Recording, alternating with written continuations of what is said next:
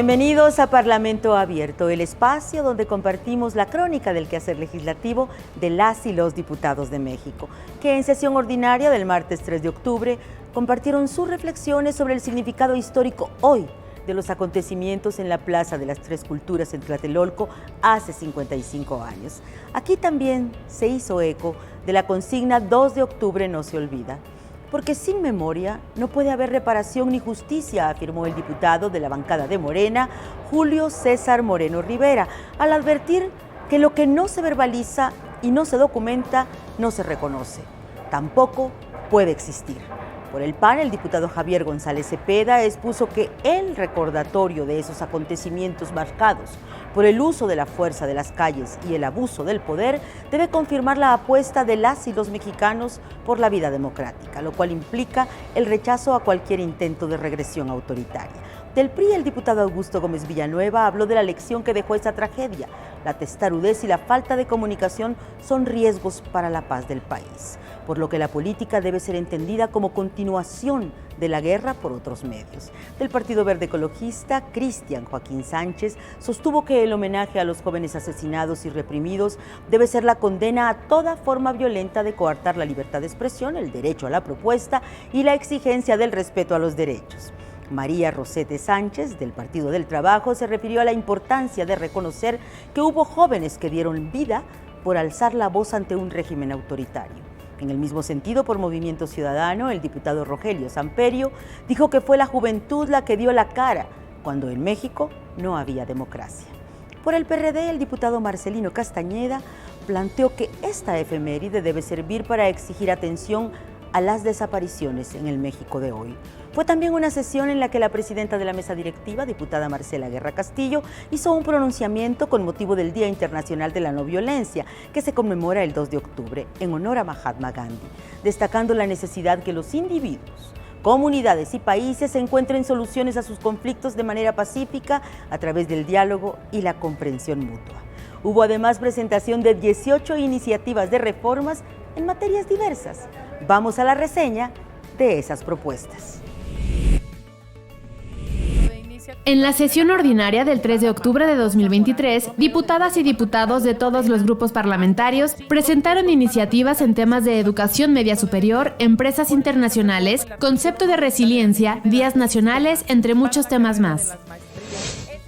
La diputada Marta Rosa Morales Romero presentó una iniciativa que reforme el artículo 90 de la Ley General del Sistema para la Carrera de las Maestras y los Maestros. Las autoridades de educación media superior, las autoridades educativas de las entidades federativas y los organismos descentralizados formarán las medidas necesarias a efecto de que el periodo mínimo de permanencia en el centro de trabajo sea de 1 año escolar. En su intervención, la diputada Cecilia Anunciación Patrón Laviada presentó una reforma a la ley del impuesto sobre la renta para que empresas que opten por el nearshoring en México puedan acceder a incentivos fiscales. Y la propuesta que hoy vengo a hacer nos habla de una gran oportunidad que tenemos en México, el nearshoring, que es una realidad en un mundo global. La adversidad de los últimos años, agravados por la pandemia, han dejado profundas cicatrices en nuestra economía. El diputado José Antonio Gutiérrez Jardón hizo uso de la tribuna para presentar una iniciativa que tiene como propósito formar diversas disposiciones de la Ley de Transición Energética. Con esta reforma se propone no solo abrazar las fuentes de energía más limpias, sino de hacerlo de manera que beneficie a nuestras economías a largo plazo, incluso en momentos de desafío. En otras palabras, la transición energética no solo es ambientalmente necesaria, sino también económicamente resiliente. La diputada Araceli Celestino Rosas presentó la iniciativa para que el Congreso de la Unión declare el 2024 como año del centenario del asesinato de Felipe Carrillo Puerto. Lamentablemente fue asesinado el 3 de enero de 1924 por ser uno de los más puros revolucionarios en el álgido proceso que inició en 1910. Su conducta pública se caracterizó por la cercanía y solidaridad con los menos desfavorecidos del Estado, como fue Yucatán. El diputado Salvador Caro Cabrera propuso reformas a la Ley de los Derechos de las Personas Adultas Mayores, que resaltó son el 8.9% de la población de nuestro país. La propuesta de solución que estoy planteando a través de esta iniciativa es reformar y adicionar la Ley de los adultos, de las personas adultas mayores, para defender y amparar a este sector, reconociendo su igualdad de condiciones frente a otros sobre sus derechos humanos, con el fin de contribuir a su integración y participación en la sociedad. El diputado Miguel Ángel Torres González presentó reformas a la Ley Federal de Telecomunicaciones y Radiodifusión en materia de datos móviles. A varias ciudadanas y ciudadanos les ha pasado que van a pagar su factura y se encuentran con montos hasta 10 veces mayores al plan contratado por el supuesto uso de datos móviles, o personas que hacen su recarga de datos y en menos de un día se agotaron sin tener un aparente uso. En caso de que el usuario del servicio reclame un cobro indebido, actualmente queda solo la palabra del consumidor contra la palabra de la empresa, dejándolo desprotegido, por lo que se propone que las empresas tengan que justificar y demostrar el uso de los servicios que están cobrando. El miércoles 4 de octubre, en sesión ordinaria, la secretaria de Gobernación, Luisa María Alcalde Luján, compareció ante el Pleno de las y los diputados, como parte de la glosa del 5º informe de gobierno. La estrategia de seguridad del próximo proceso electoral, la violencia contra mujeres, niñas y niños y la migración fueron temas sobre los cuales las y los parlamentarios plantearon diversos cuestionamientos a la funcionaria. Destacó el planteamiento de Morena respecto a que México necesita una reforma al Poder Judicial para mejorar el sistema de justicia y enfrentar la impunidad. Pero también la crítica de Acción Nacional al manejo de la Comisión Nacional de Búsqueda, toda vez que las desapariciones, dijeron, han aumentado 64% en comparación con el sexenio pasado. Y el cuestionamiento del PRI de por qué permanece en su cargo el titular del Instituto Nacional de Migración, exponiéndole además que es urgente una política bien articulada en esa materia. Del Partido Verde Ecologista de México se reconoció que este es uno de los principales problemas de la política interna, el hecho de que el país sea un lugar de tránsito y destino de migrantes, situación que se dijo ha rebasado la capacidad de las instituciones. Pero se habló además de política, mientras el Partido del Trabajo defendió el enfoque de la Secretaría de Gobernación sobre el diálogo con los representantes parlamentarios de todos los grupos, sin acuerdos fuera de la legalidad. Movimiento Ciudadano consideró que se ha dado un uso faccioso de las instituciones para limitar los derechos político-electorales. Y la Diputación del PRD expuso que ante la fallida estrategia de seguridad, el crimen organizado ha avanzado, convirtiéndose, se dijo, en el 5º empleador del país. Vamos a la crónica de ese diálogo entre poderes, ejecutivo y legislativo. En la sesión ordinaria del 4 de octubre, compareció la titular de la Secretaría de Gobernación, Luisa María Alcalde Luján, con motivo del análisis del 5º informe de gobierno del presidente de la República. En su intervención, la secretaria Alcalde Luján expresó que hoy Gobernación es la instancia encargada de garantizar los derechos humanos y las libertades, de proteger a los perseguidos, tutelar por las víctimas, promover una cultura de paz y de diálogo para encontrar soluciones. Sin duda, cuando hay gobernabilidad, hay también inversión nacional y extranjera, porque hay confianza en el país y también hay confianza en el gobierno. Actualmente el peso mexicano es la moneda que más se ha fortalecido frente al dólar. La inversión extranjera directa se ubica en máximos históricos, alcanzando los 35,000 millones de dólares en 2022, es decir, 12% más que el año anterior. Posteriormente, las y los diputados dieron su posicionamiento. Yo solo quiero señalar brevemente que crecimos el 3% a pesar de la pandemia y de la guerra Rusia-Ucrania.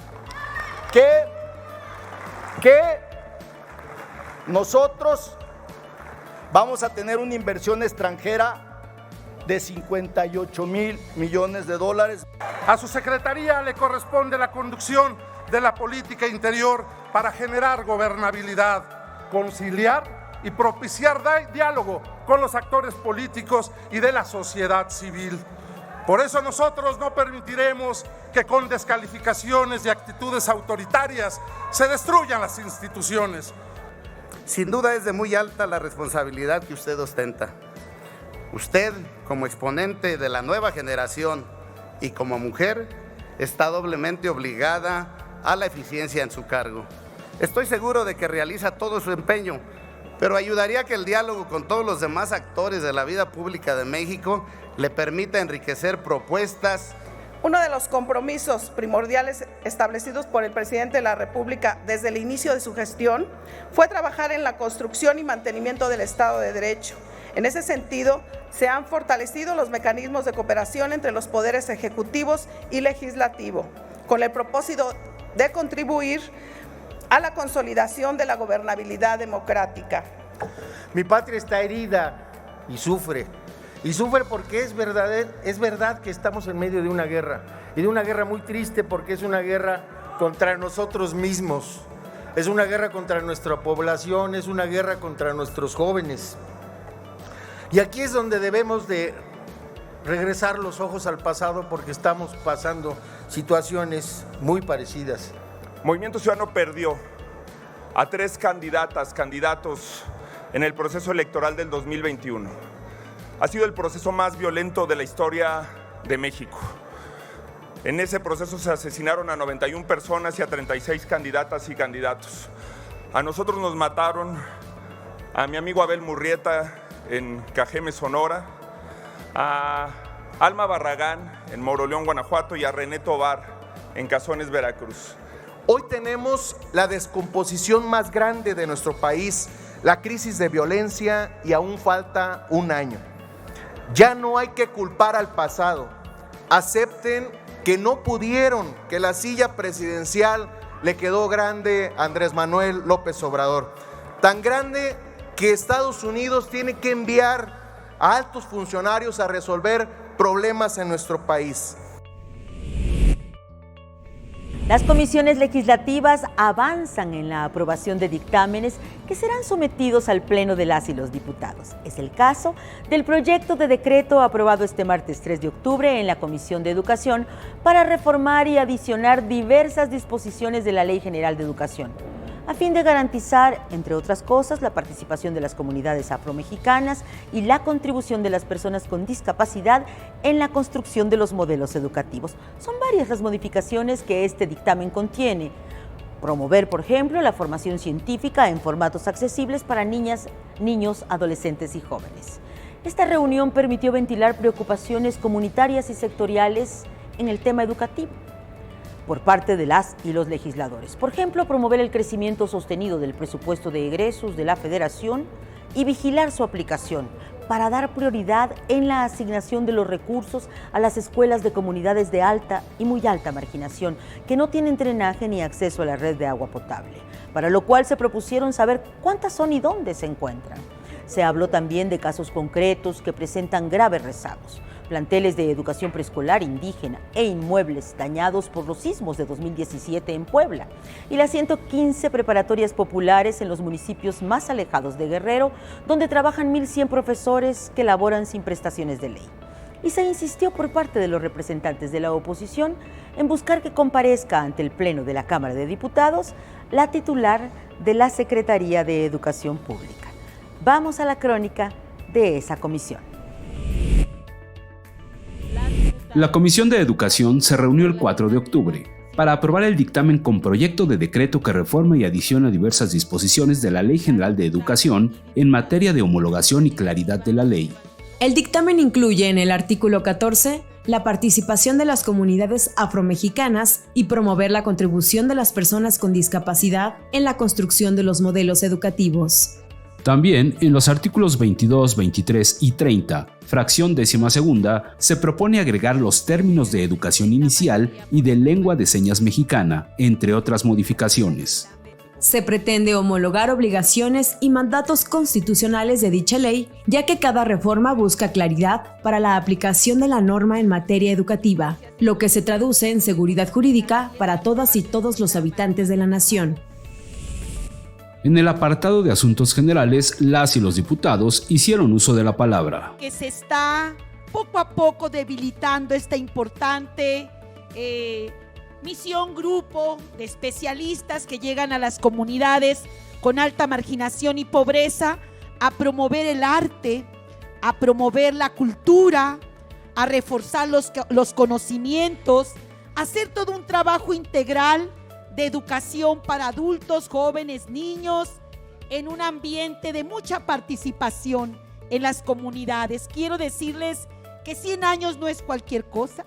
Estamos hablando de todo un movimiento revolucionario en el que ellos cumplieron realmente esa tarea para la cual fueron creadas, y me niego a que desaparezcan las misiones culturales. Igual en Tetela, por los sismos que han ocurrido en el estado de Puebla, el Jardín de Niños Carmen Cuevas de Bonilla tiene un inmueble dañado, la matrícula es bastante grande, el municipio les ha otorgado un albergue para ellos, pero están perdiendo alumnos y por consecuente pues se pierde la matrícula y circunstancias que afectan en general a toda la comunidad. Ustedes conocen mis argumentos y mi postura ante los libros de texto. Es una asignatura pendiente que tenemos, que aquí la comisión, entiendo, ¿verdad? Por lo que sea, no abordó el tema, nunca se hizo la revisión que se solicitó de manera correcta, tampoco se escuchó, se omitió este tema, y yo quiero que pues se tenga en cuenta y se tenga pendiente y con el debido respeto. Quiero hacer un llamado a la secretaria Leticia Ramírez, que no sea cobarde, que venga a la Cámara de Diputados a comparecer ante el Pleno de este Congreso, porque otra vez quiere comparecer ante la comisión. Y a mí me dio mucho gusto escuchar a la diputada Adela, porque aquí, más allá de que tengamos partidos diferentes, estamos muy molestos por los libros de texto. Y usted, de Morena, del PRI, hay del PAN, hay de todos los partidos, la verdad, vamos a nuestros distritos y la gente nos reclama los libros de textos que hay.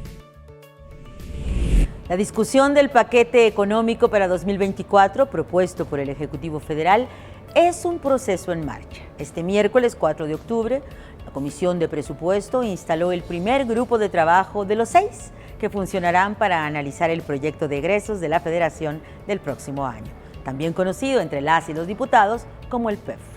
A cargo del diputado Reginaldo Sandoval Flores, del Partido del Trabajo, este primer grupo se concentrará en el tema gobierno.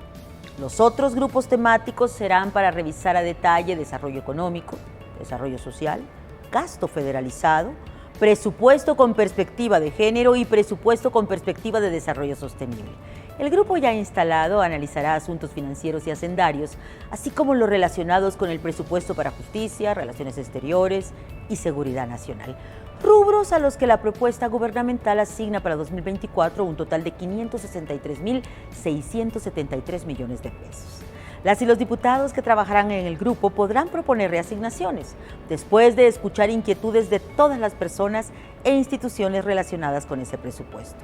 Para ello están previstas reuniones con funcionarios y un parlamento abierto. Pero ya existen peticiones formales para otorgarles 50 millones de pesos adicionales a la atención de refugiados que llegan a México. Se pusieron sobre la mesa además los requerimientos presupuestales del Archivo General de la Nación, la Secretaría de la Función Pública y el Sistema Nacional Anticorrupción. Al respecto, se hizo un exhorto para que los senadores aprueben la iniciativa del anexo transversal relativo al Sistema Nacional Anticorrupción y todas las dependencias que participan en él. Esto antes de que se apruebe el presupuesto del próximo año. Vamos a la crónica de esa reunión. La Comisión de Presupuesto y Cuenta Pública declaró formalmente instalado el primer grupo de trabajo denominado Gobierno, el cual analizará el proyecto de presupuesto de egresos de la Federación para el ejercicio fiscal 2024. El presidente de la comisión, diputado Erasmo González Robledo, destacó que es el espacio para poder debatir y tener referencia de lo que integra el presupuesto de egresos de la Federación 2024, presentado por el Ejecutivo Federal para su análisis, discusión y eventual aprobación por parte de la Cámara de Diputados. Reiterar que este proceso inició a partir del 8 de septiembre con la entrega del paquete económico. A nosotros nos corresponde específicamente en la Comisión de Presupuesto entablar un diálogo institucional, parlamentario, y a través de 6 grupos de trabajo es con lo que iniciamos este análisis, con la oportunidad de tener esta interacción de este equipo de trabajo con las comisiones correspondientes y que de manera más amplia podrá informar su coordinador, el diputado Reginaldo Sandoval.